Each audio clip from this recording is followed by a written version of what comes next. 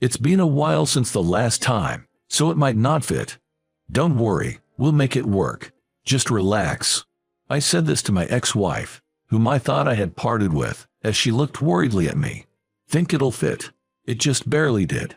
Sharing this conversation with my ex-wife, I cherished this happy moment and couldn't help but smile.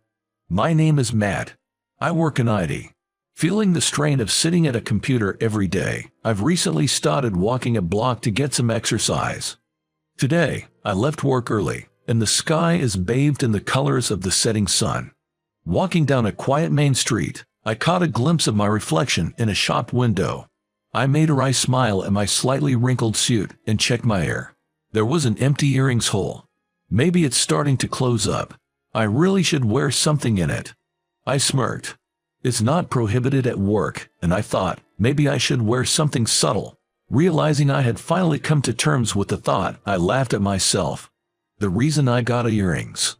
It was because of my wife. No, my ex-wife, Karen, who couldn't wear her wedding ring all the time. She wanted to wear earrings instead. When she said she couldn't wear it, it might be misleading. According to Karen, wearing it on my finger, I might lose it, and it gets dirty, doesn't it? I want to take care of the ring you got me, Matt, she said.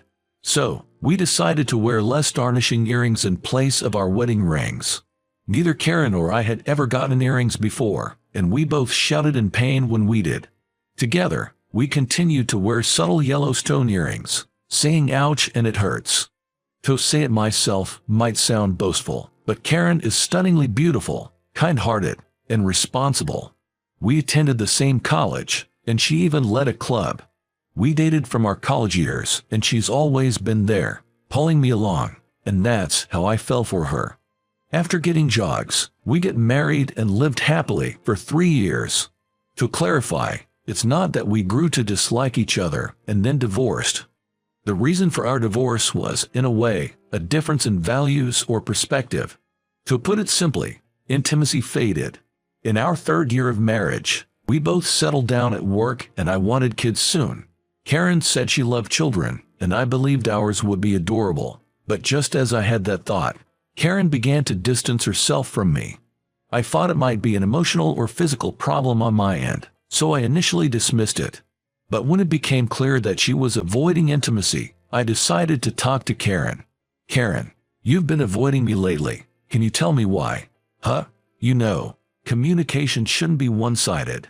If I've done something to upset you, I'd like to fix it. At that time, I thought there might be an issue with me. The two of us get along well, and Karen is always sweet to me. So I thought, maybe, it's a matter of technique. But then, I received an unexpected response from Karen. It's not that you have a problem. Really? Yes, I'm sorry, I should have talked to you. You see, I don't want kids. I felt like I'd been struck by lightning. Maybe it's old-fashioned, but I thought having kids after getting married was the norm. But you like kids, right? You used to volunteer and play with them. I love kids, but I don't want one of my own. I'm sorry. I knew you wanted kids, and I couldn't say it. I thought maybe after we got married, I'd want them, but I just can't. This is my fault too, but we didn't have a proper discussion about the child. I just assumed Karen wanted them too. I know I messed up now, but I didn't think so at the time. I love Karen, of course. But is there a point in a marriage without children? I started to think that it wouldn't be different from just being lovers. We talked about it many times after, but we never saw eye to eye. If we stayed together, I feared we'd grow resentful and end up hating each other. So, wanting to avoid that toxic environment, we divorced. I'm grateful it happened before we started despising each other. But I was lonely. And because of that, I took off the earring I wore with Karen. Along with the ring. The earring hole from before our marriage hasn't fully closed yet, perhaps because I wore it for so long. It's been a year since our divorce. Maybe it's time to move on. With that thought, I headed to a jewelry store to buy a new piece. Why not a general store? It felt awkward to enter one alone as a man. In a jewelry store, it's easy to pretend I'm buying a gift for a girlfriend, and I thought if I'm going to wear something, it might as well be good quality. Inside the jewelry store, There were sparkling gems everywhere. In one corner, there was a earrings section.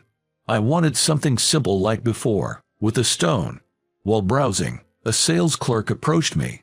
"Can I help you find something?" "Oh, yes, I'm looking for a simple earring." "Wait."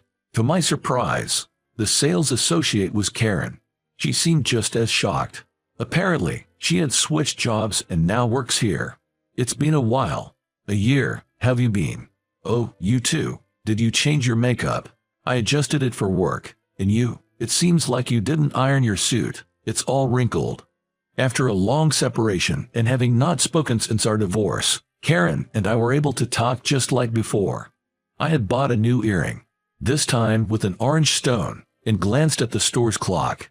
It was exactly 5 p.m. It seemed Karen was just getting off work. "How about dinner?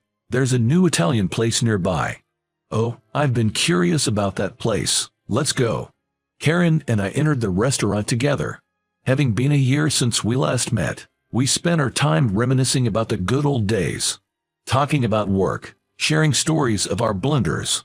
Even though we sat down for dinner, we got so caught up in our conversation that before we knew it, it was pitch dark outside.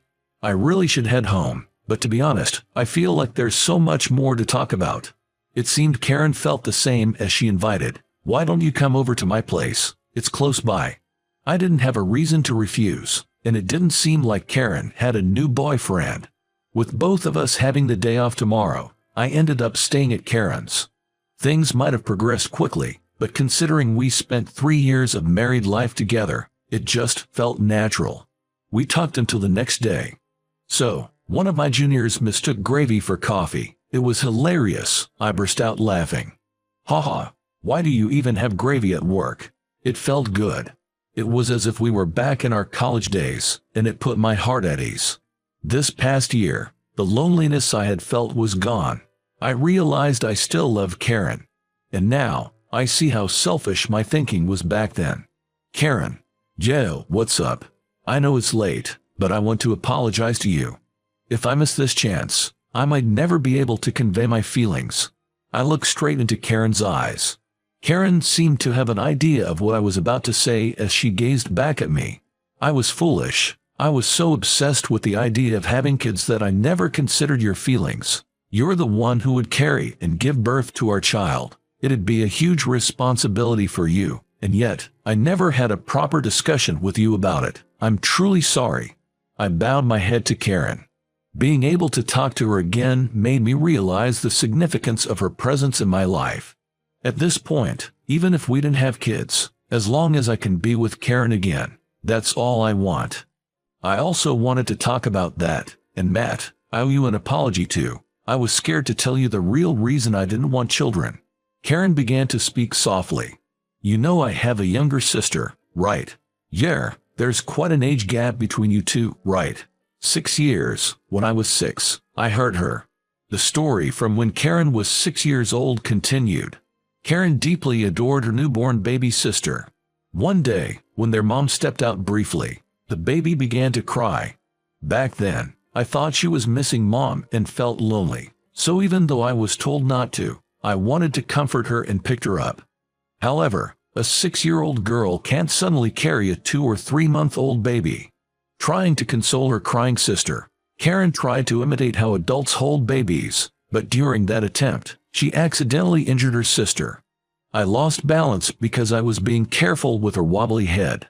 She hit her arm against the wall. Thankfully, it wasn't a serious injury, but one wrong move and she might have broken a bone or gotten more hurt. I shouldn't have tried to carry a baby with such a delicate neck, especially at my young age. Seeing her cry continuously because of the pain scared me. I realized how fragile babies truly are. After that incident, Karen developed a trauma towards holding infants. I love kids, but I can't help but fear that I might hurt them again. It was terrifying. As Karen lowered her head and whispered these words, she looked up at me. But something changed in me. In the past year since her divorce, it turns out that Karen's sister, April, had given birth. It was around 6 months ago, and Karen met her nephew. April asked me to hold him. I resisted with all my might. But April said, "You're still haunted by the past, aren't you? I know you love kids, It's okay, as long as you love the child. You won't hurt him, because you're a kind soul. Taking advice from a nurse on how to hold the baby, Karen held her nephew, and was captivated by his angelic smile. He was so adorable and delicate. Holding him, I felt how precious a baby truly is, and it reminded me of you, Matt. I did want to have a baby with you. After the divorce, I regretted it. I just listened quietly, deeply respecting Karen for overcoming her long-held trauma. Karen somehow managed to overcome the trauma she had been carrying for so long.